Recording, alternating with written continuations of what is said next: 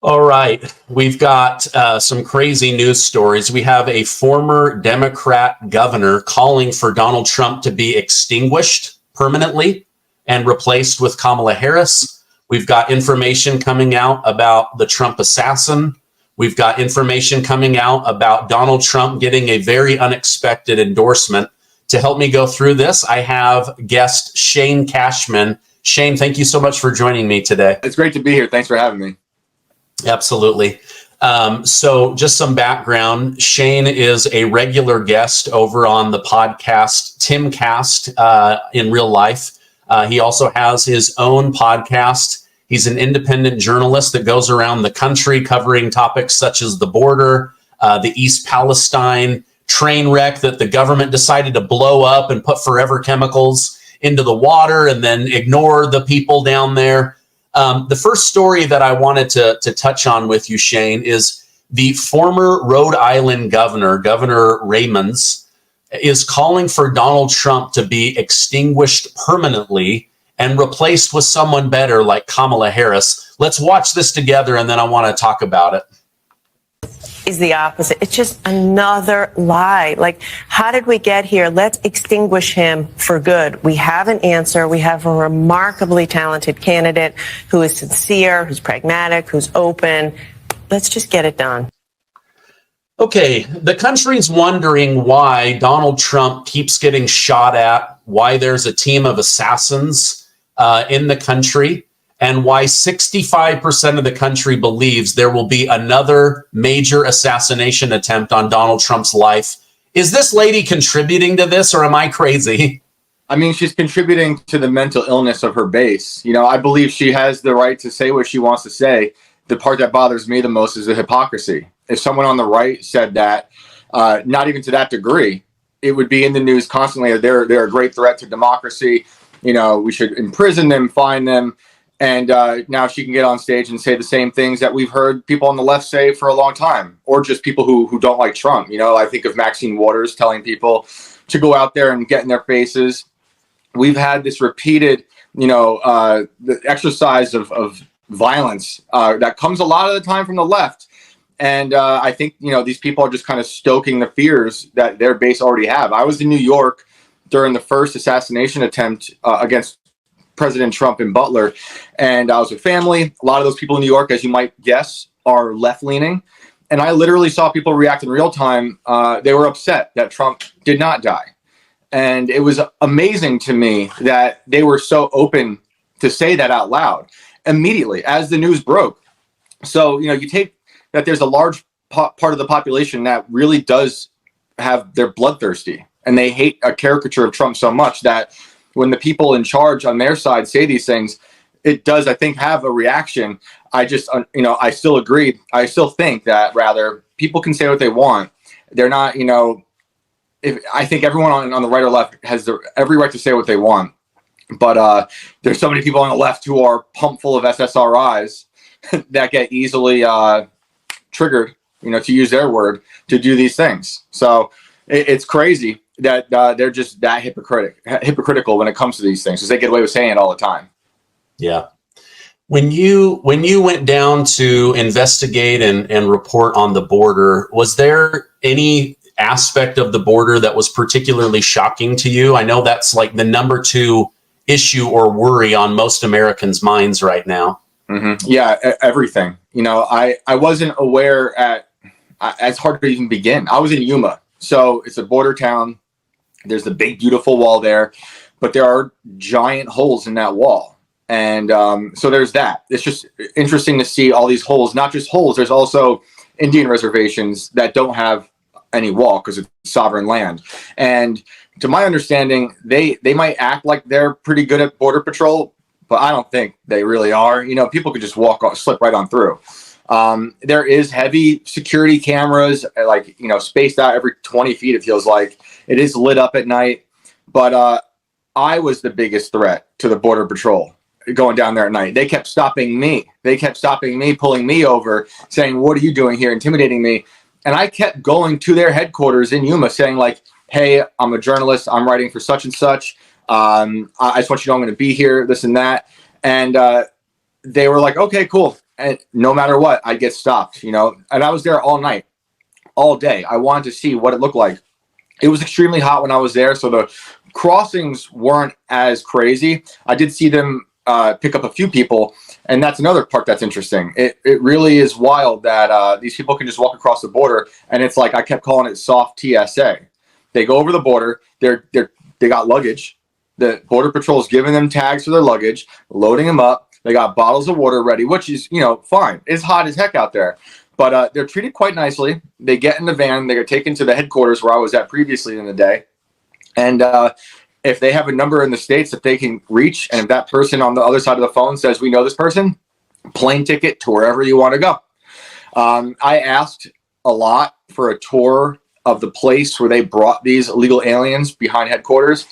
It would take 6 months for me to go through the process to then get a media tour, you know, not even like an actual tour. They'd, you know, clean it up and let me walk through. So it was all ridiculous. And when I was there, another thing that was kind of alarming is the amount of tunnels being dug beneath the border that wind up in like in Yuma's instance, a Taco Bell bathroom, long, you know, small enough for a hand to reach up and pass fentanyl through. And then that person would crawl backwards 2 miles back to Mexico. Millions of pounds of fentanyl grabbed. I was with Carrie Lake down there at one point when she announced her run for Senate, and a Border Patrol officer gave her a letter saying, like, our people in charge have given up on the border. These people are just rushing through. They don't care what's going on, who's coming through. And another misconception I get from a lot of people, you know, they just assume it's a lot of Mexicans or South Americans.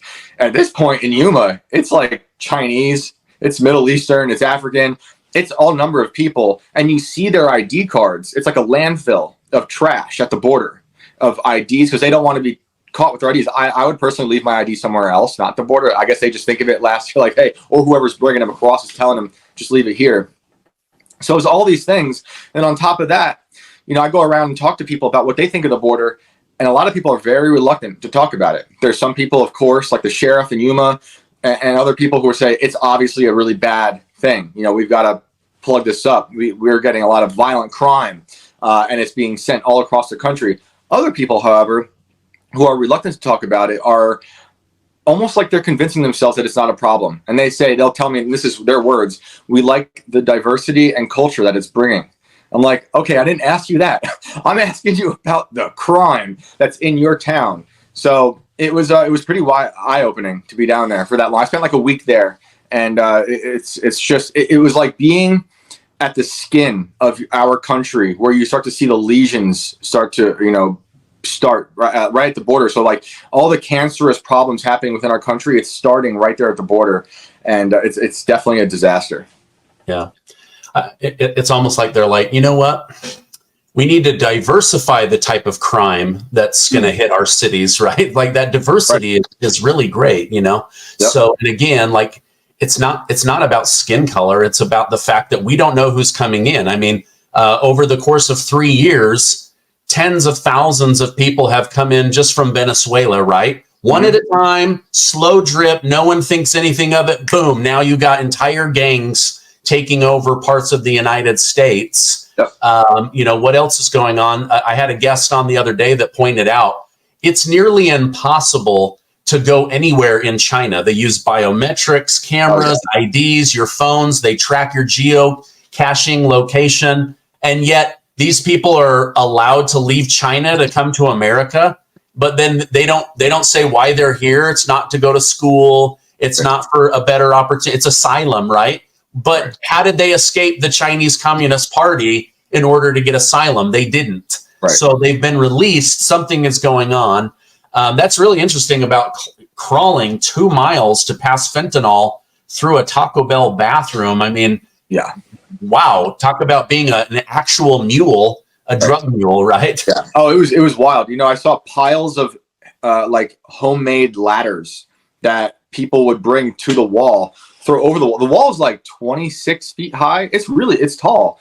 So they're throwing them over the wall, climbing up and climbing back over, and then they discard them. And the Border Patrol along the wall is just giant piles of these homemade ladders. And, you know, I was trying to ask them questions about it, and it was like a comedy routine. at night after they pulled me over. I was like, I'll take this opportunity to ask them questions. I said, hey, are those ladders right there? And they had to then go to have a little powwow next, just aside from me and say, he's asking about the ladders. And they're like, don't tell him about the ladders. And they said, we don't know what you're talking about. And we're standing right there at the ladders. Like, okay, I wasn't getting anything out of the Border Patrol. It was pretty ridiculous. But yeah, it's a complete mess. How many fatal drugs are coming across the border. And we see the increase in fatalities from the drug use from the fentanyl coming over the border nationwide. So it's affecting, I know, every part of the country, everything, even travel. My wife flew to Phoenix last winter, and she happened to be on a plane that had a lot of like illegal immigrants that were being, I call it trafficked across the country. The plane landed, the immigrants got out, and then the plane just got back on the tarmac and flew off, which is never happens. And it was clearly people with their bags that I was reporting about from Yuma, that same type of situation with the tag and all that stuff. So, you saw a lot of reporting on that last winter as well from airports, I think out of Phoenix also.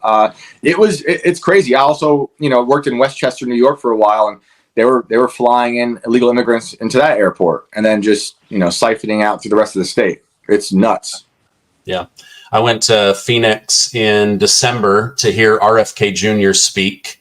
Listen up. The Federal Reserve has dropped interest rates, so you need to call my friends at American Financing today. With mortgage rates in the 4s, now is the perfect time to consolidate debt and reduce your monthly expenses. A lot of us have been forced to use credit cards because of the ridiculous prices at the grocery store, power, and even childcare. That debt is really expensive, with credit card rates being insanely high. But with mortgage rates dropping, now is the time to wipe that debt out. American Financing is helping homeowners just like you save over $800 a month on average. They are even closing some in as fast as 10 days. And if you start today, you may delay 2 mortgage payments. There are no upfront fees to find out how much you can save. Call my friends at American Financing today. American Financing can be reached at 888-686-8030. Again, that's 888-686-8030. Or you can visit their website, americanfinancing.net/Gardner. At a conference, and while I'm waiting to go through security, I saw hundreds of illegal immigrants just sleeping in the airport. Like they've created these little tent cities near the Delta ticket booth or ticket counter, right? Yep. And like everyone's just going about their life like there's hundreds of immigrants right here. There's like children running around being super disruptive. Nobody seems to blink an eye at it. It's just become like a fish in water. Yeah, I think it's by design. I think they're collapsing everything. As I said, I used to work in New York. I lived in New York my whole life, and I was there for the beginning of COVID lockdowns. And it's not just unique to New York. This happened all over the place. They released the prisons. They just let out all these criminals. So that happened. Plus, now it's happening with the border. It's just like the whole country's a Skid Row crime scene, and people wonder why it's unsafe in these cities. Meanwhile, one of the most reliable places for truth in the country, known as the FBI, has been saying that violent crime is down. So I don't know where they're looking at, but I have friends in San Francisco. I got friends in New York City still who are afraid to go outside because it's just so bad. Yeah. It's like crime is down once we stopped asking people to report it to us. Yeah. Like not we've redefined crime. The really bad stuff only happens from people who happen to vote for Trump. Those are the really bad people. Everyone else is just, get out of jail free card. Yeah, it's like we don't know what a woman is. We also don't know what a criminal is. We just can't define it anymore, right? Exactly. Let me Tucker Carlson is going around the country with different big guests. I went to the one here in Utah where it was Tucker Carlson and Glenn Beck. Cool. And then a show guest that I have on regular, Jack Posobiec. He was in Reading, Pennsylvania. and Alex Jones happened to be there, and they brought him on stage. Let me just play a clip from this because he shares something that I want my audience to be crystal clear on. True, isn't it? That no one you ever meet in real life outside the Atlantic magazine and the Aspen Institute and that Freaky Walls character, no actual person is for any of this. And nobody's for tampons in boys' bathrooms. But they are, because we talked about this interview today, and of course you're a historian and a journalist, you know about it, but most people don't know about it. Of course this is all deliberate. The CIA in the 50s, 60s, 70s, and 80s funded Ms. Magazine, Gloria Steinem, Planned Parenthood, the whole thing, because it's run by the globalists against our country since the 47 National Security Act.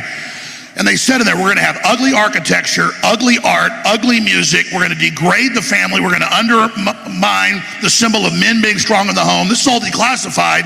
And they sold that image to demoralize us and break our will. And we were asleep back then and didn't know the government had been hijacked. They thought Americans were intimidated and bullied and weak. No, we were asleep. Now they try to debilitate us. Now they try to demoralize us. Now they try to break our will. And we're conscious of it. And we're like, that's not breaking our will. That's waking us up.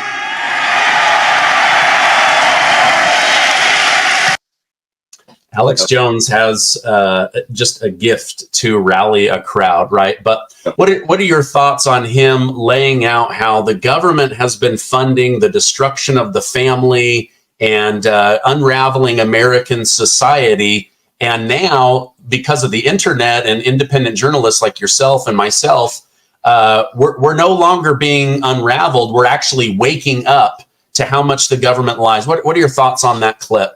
Yeah, well, the government has been selling nihilism across the country for ages. And so they want you to have meaninglessness. They want to divorce you from God. They want to take away your rights. They want you to hate yourself. And then by doing that, they want to step in, and by destroying the family as well, the government wants to step in and be your parent. That's their dream. You know, we want to be your parent forever. You know, everyone makes fun of the people living in your mom's basement, or your dad's basement.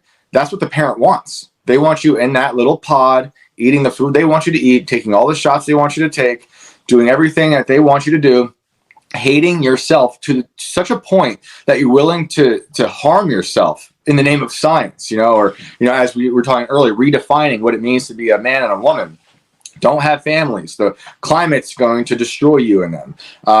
They've been doing this for ages. And so there's that. And he's right on with everything he mentioned, you know, funding like Gloria Steinem and a lot of the feminist stuff, architecture with that brutalism. I mean, it's in the word, it's in the name, brutalism. You know, I think it's interesting to look at, but it is designed to destroy beauty. Everything they've been doing is anti-beauty. You see a government building in the world, it's a giant concrete wart. It is anti-beauty. It's anti-human. I hate those places. It's disgusting, right? So all that's happening for sure. And COVID, in a strange way, was a blessing because it, like Alex is saying, it woke a lot of people up to being like, wait a minute. You're telling me to do what now? You're sending me home for how long now? You know, I'm afraid of this. What? Like everyone, not everyone, because trust me, I lost many friends and family for saying anything that spoke out against Fauci or the government. And that's okay, because they've kind of come around since, because it was a blessing. But, you know, people were starting to be like, I need to have more control over my life. I need to know how to grow food. The supermarket is empty. They're taxing me into oblivion. They're telling me I can't go to work. They're telling me my kid can't go to school. What are they teaching my kid in school anyway? People were finding out all these things all of a sudden, and they were starting to wake up. And now I've been calling it like an existential renaissance, because everyone was confronted with this crazy, the world was grinded to a halt. It's insane. The whole world, we watched it slowly grind to a halt from China to Italy to here. And then we just live with it. And it became normal that, you know, we were locked down. And I was in New York, and it was really deranged. I had a crazy governor who, in my opinion, mass murdered a lot of people, and then they Me Too'd him, which is ridiculous, as it probably should have been for the murder. But it was insane there, and I had to get out. But I was starting to see a lot of people saying, even people who considered themselves leftist or liberal, being like, something's not right here. And it was just always one little kernel of truth. You know, for me, for certain people, when I'd be in conversations about waking up, and they were talking about forcing people to get the vaccine, I would say, to people who are thinking about it and thinking about, flirting with the idea that maybe they shouldn't trust the government, I'd say, well, have you heard about the Tuskegee experiment? And they'd be like, no. I'd be like, all right, well, let's walk through the Tuskegee syphilis experiment, where the government watched, all these black men die slowly of syphilis throughout generations for decades, just to experiment on us. Because at the end of the day, in my opinion, that's all we're here for our deranged government. We're experiments. All they do, and this really ramped up post World War II, but it was happening before, but it really went out of control after World War II. It just so happens to coincide with a thing called Operation Paperclip, where we hired a lot of Nazis, but that's a whole other story. You'll go back in time and start to see they would put like bacteria in the air over San Francisco. I think that was Operation Sea Spray, and just make you sick. They're saying we want to learn how to counter bioweapons. Meanwhile, they're literally putting bioweapons in the atmosphere. And this is happening throughout time. So you got Tuskegee, stuff like that.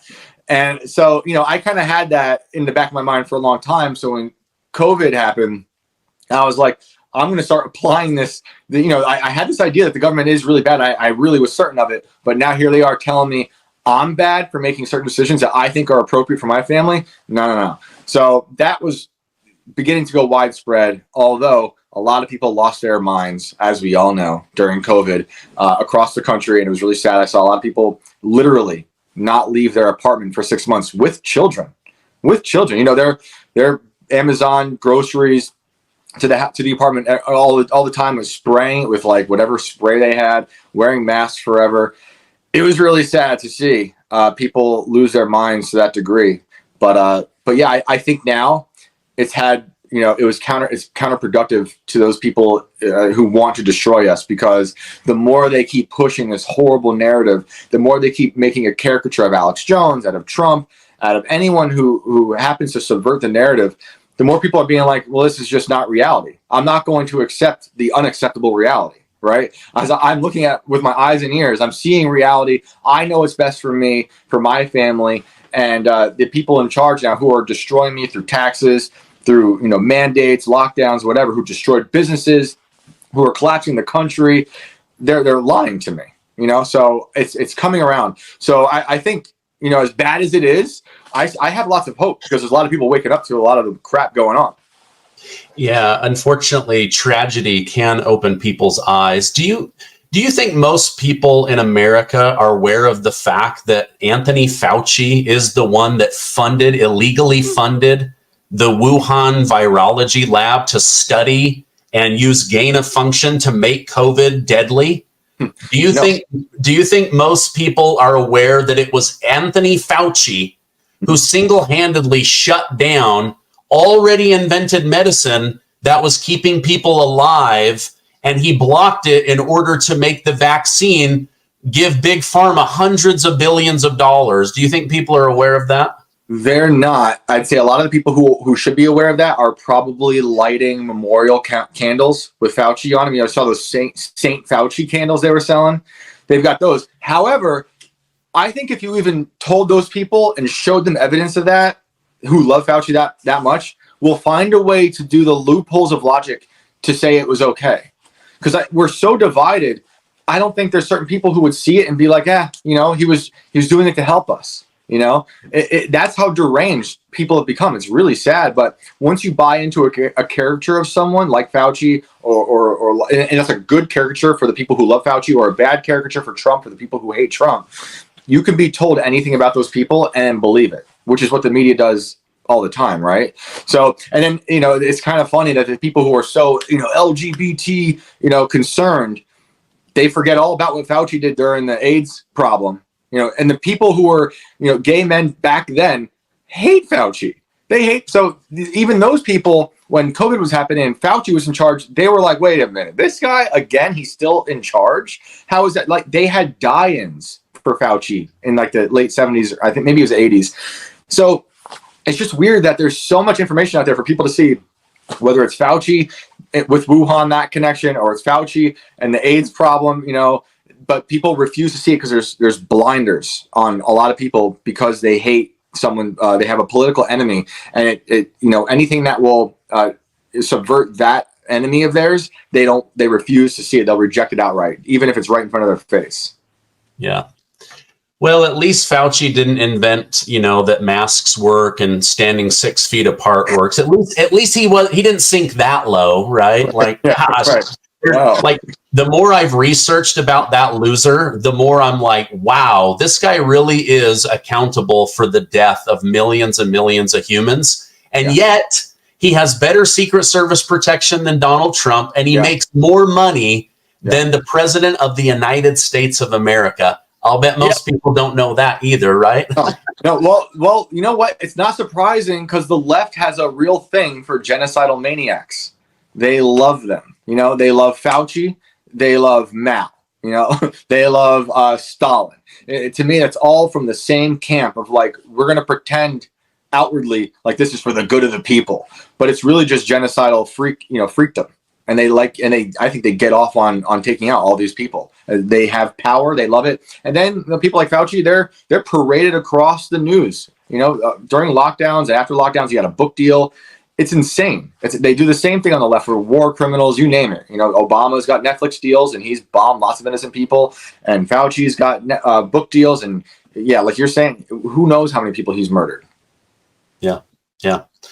Okay. I wanted to go over a couple more stories in the few minutes that we have together. Former President Trump, for the first time, is favored to win the popular vote. A Republican has not won the popular vote since 2004. This is according to Quinnipiac University.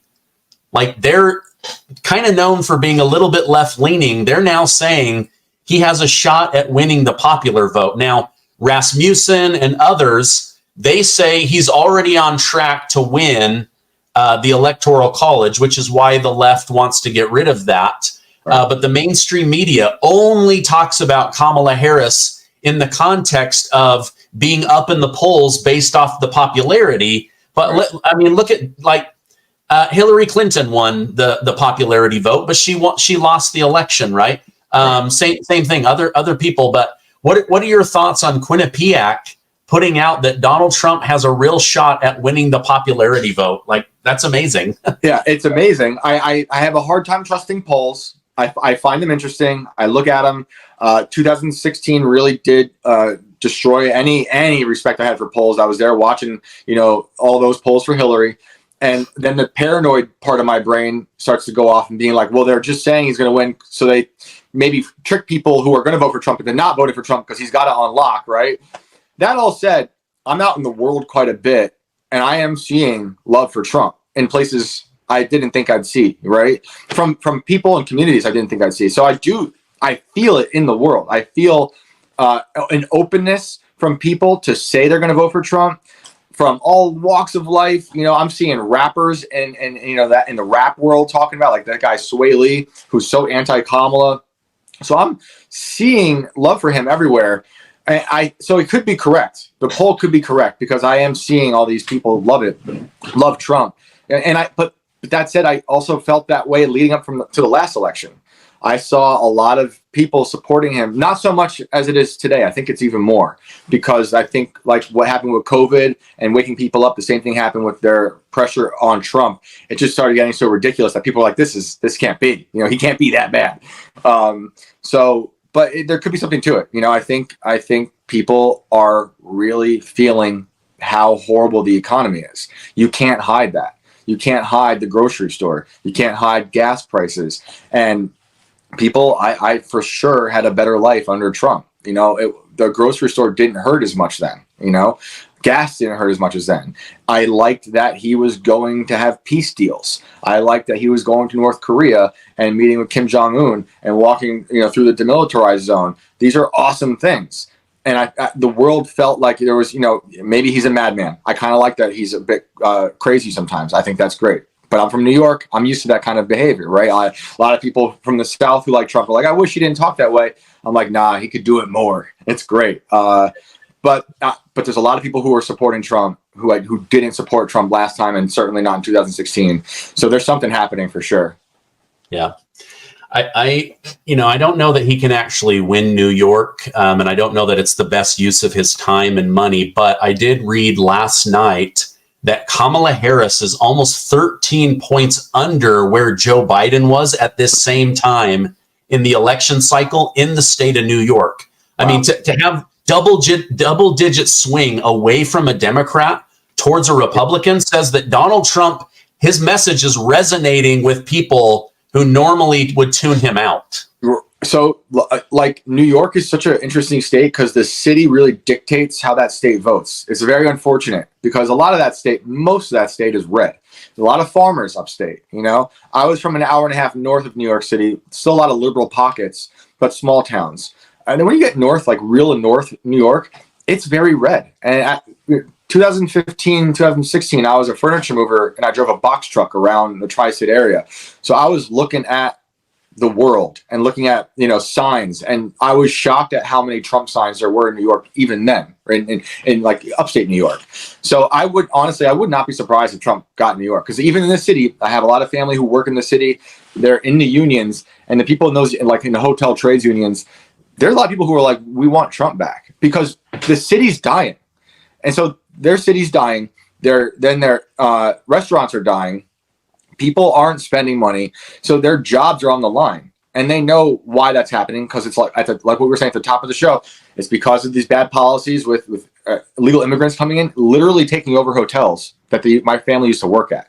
Big hotels in New York City that my family used to work at are now just hotels for illegal immigrants who get debit cards from the mayor, right? And then, like I said earlier, the lockdowns with the prison releases, the city is a crazy place. They're seeing all these shootings happening in broad daylight, a ton of crime. And my family, who are older, who are still in the city, they're like, it's like New York City in the 1970s all over again, which for those who know, New York City in the 70s was insane. Fires and deaths, it went bankrupt in the 70s. So they're feeling it. So I won't be surprised if Trump does take New York, honestly. Yeah. Oh man, wouldn't that be something? One last thing, and then I'll move on from this. Yeah. When I go into my YouTube analytics, the state that watches my show the most is New York, which blew my mind, right? Because awesome. When I think of New York, I only think of like Democrats, right. Like Governor Hochul and Andrew Cuomo and Mayor Adams and what was that one guy? Not Tony Blair. De Blasio. De Blasio, yeah. Yeah, the guy having the sex parties during the COVID lockdowns. De Blasio's crazy. Yeah, he was straight up market. Yeah, but then I see, oh my gosh, how many people from New York watch my show? It took my mind a little bit to believe that was true. I thought, oh gosh, a bunch of Democrats are watching me to see what I say about Donald Trump, but no, it's conservative patriots up north. Yep. Okay, this story caught me off guard, but this was trending on Twitter. Mark Zuckerberg of Facebook and Meta and Instagram has aligned his political values with libertarians, and he has hired a Republican strategist to help him better understand right-wing media and his role in censorship. I don't know if this is like a made-up story, but I think he's watching what's going on. I think he's realized the Democrats played him, the FBI played him, the CIA played him. They got him to give $400 million cash of his own money, and then over 90% of that went to helping Joe Biden win, and that wasn't part of his written plan. Do you think maybe he's going, wait a minute, I need someone to take the scales off my eyes and help me be a little bit more well-rounded politically? I hope so. I'd like to extend grace and forgiveness to him because I really don't like him. I don't like Facebook. I don't like Meta. I like Instagram, but it's got a lot of problems. And the censorship is really bad. It was really bad during COVID. But he's been going through this rebranding. He started working out. And I'm like, okay, that's a good sign, and he's promoting better lifestyle. He promotes family. So I think it could be genuine. If that's a real article, I'd be very happy if that's a genuine thing. And he comes around because the social media companies, they are unfortunately important right now. And a lot of us use a thing like Twitter to subvert a lot of the bad narratives during lockdowns, during COVID, during the elections. So if there's another place that could do that, where not everything is now labeled misinformation and just zapped off the platform, that'd be amazing. So I guess we'll wait and see, because they definitely did dupe him. They used him, and they trotted him out constantly, and to make him look like a fool. And he must be over it. And there has been a physical change. Maybe he's been cloned. I don't know, but he looks like he looks like a different person. But he looks happier. He looks like he's got a family. He's working out. He seems to have gone through some type of change. And a lot of people have. A lot of people who I didn't like before have gone through that change. Or people I did like before, like Russell Brand. I liked him, but he was politically, not. I wouldn't have agreed with him. But he's definitely come a long way, and I love it. A lot of people are questioning, whether his motives are true, whether Zuckerberg's motives are true. It really remains to be seen, and we'll see it once it starts to happen. Is it a better platform? Then we'll be like, all right, sweet, he really did change his mind. That's awesome. Yeah. My father-in-law says regularly, if you don't have liberal tendencies when you're younger, you don't have a heart. And if you don't have conservative tendencies when you're older, you don't have a brain. I wonder, I wonder if, as Mark Zuckerberg is just growing up, he's realizing, like, wait a minute, these guys have swung too far to the left. Like, I don't want to chop my children's genitals off. I don't want to donate I don't want to be forced to donate all of my money to a party that's gone completely wacky. Yep. So who knows? I want to believe that. The first thing that shocked me was when he said Trump surviving that assassination attempt. Man, he looked like a badass, right? And I was like, whoa. That's the first time he's ever said something good about Trump. And then like 30 days later, he releases this letter to Jim Jordan saying, I got duped. The FBI tricked me. I need help to keep Facebook, a true, town square. Yeah. And he basically falls at the knees of the Republicans saying, the liberals are just railroading me into trying to silence conservative voices. That was a big shocker for me. Yeah, I remain suspicious. Pray for the best. I think it also goes back to what we were talking about with New York City. People around them are watching their city die. Facebook, I think, has been dying too. And he could be looking around his own platform being like, this is not what it used to be. It's kind of lost. It's all swayed one direction. It's not doing well, while places like X, for all its flaws, are certainly doing better, I think. So I think it's hopefully a mixture of all of that stuff, and we see some real change. Yeah, no, I agree. Well, Shane, if people want to follow you online, where can I point some traffic? How can they follow you? Yeah, so you can find me on all of these wonderful platforms at Shane Cashman. And my show is Inverted World Live. We go live every Sunday at 6 o'clock Eastern. That's at Tales from the Inverted World on YouTube. And that's it. You can also find my books at shanecashman.com.